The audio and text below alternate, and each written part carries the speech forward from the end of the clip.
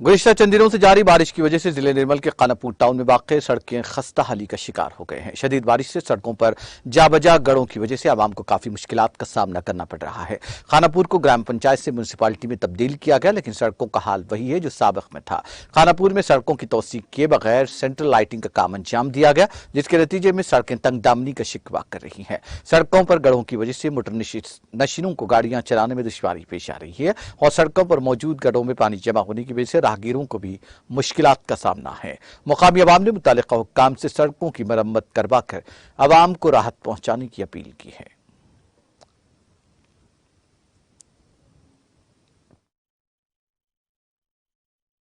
నిర్మల్ జిల్లా ఖానాపూర్ మున్సిపాలిటీ ఎందుకైందో అని చెప్పని ప్రజలందరూ బాధపడుతున్నారు. ఎందుకంటే ఒక పక్క చిన్న చినుకు పడితే వరి వేసి నాటు వేసే విధంగా రోడ్లు తయారవుతా ఉన్నాయి. ఇది ఎవరి నిర్లక్ష్యమా అని చెప్పని అడుగుతున్నా.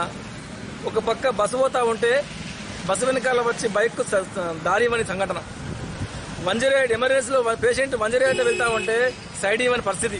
అంటే ఖానాపూర్లో దాపరిచింది అంటే అధికారుల పాపమా, మరి నాయకుల పాపమా, మున్సిపాలిటీ పాపమా, ఎవరి దౌర్భాగ్యం అని చెప్పి అడుగుతున్నా.